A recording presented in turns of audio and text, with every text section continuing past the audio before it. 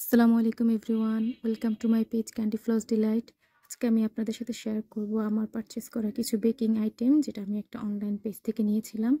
প্রথমেই আছে off white এবং পিঙ্ক কালারের কিছু রোজ, যেটা আমি ডেকোরেশনের জন্য নিয়েছি। এরপর আছে রাউন্ড কেক বক্স, যেটা হচ্ছে 7 ইঞ্চি। এখানে 5 পিসের একটা সেট ছিল ঢাকনা সহ। এটা হচ্ছে কেকগুলো ঢেকে ঢেকে রাখার জন্য ব্যবহার করা হয়। এরপর আমি নিয়েছি পপসিকল বানানোর জন্য সিলিকন মোল্ড, যেটা হচ্ছে আইসক্রিমের শেপের। এখানে হচ্ছে 3টা সেল ছিল। আমি আসলে প্রথমবারের মতো নিয়েছি, তাই আমি বড়গুলো ইউজ করিনি, স্মল সাইজের একটা নিয়েছি। এরপর আছে পাউন্ড কেক বানানোর জন্য একটা মোল্ড, যেটা ছিল 7 ইঞ্চের মধ্যে। এবং আমি কিছু কালার নিয়েছি, যেখানে ছিল purple, blue, lemon yellow and oil base pink colour. সবগুলো অয়েল বেস ছিল।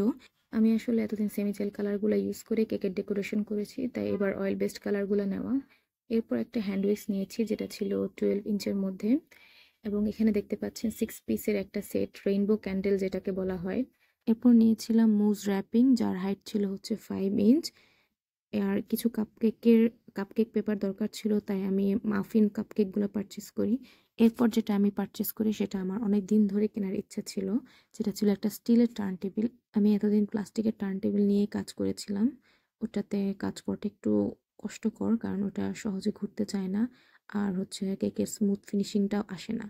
সো স্মুথ ফিনিশিং আসাতে অনেক সময় লাগে, তো তাই ভাবলাম যে স্টিলের টার্ন টেবিলটা কিনে ফেলি, যেটাতে আমি কেকের ভালো ফিনিশিং দিতে পারবো।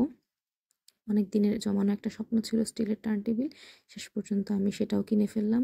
আসলে যারা বেকিং নিয়ে কাজ করেন তারা জিনিসটা বুঝবেন যে প্রতিনিয়ত কত জিনিস কেনা লাগে একটি কেক বানাতে বা বেকিং এর জিনিসগুলো বানাতে।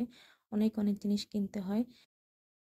যাই হোক, আশা করি আজকের ভিডিওটি আপনাদের ভালো লেগেছে। ভালো লেগে থাকলে লাইক, সাবস্ক্রাইব অ্যান্ড শেয়ার করে দিবেন। আজকের মতো এখানেই, দেখা হবে নেক্সট ভিডিওতে। আল্লাহ হাফেজ।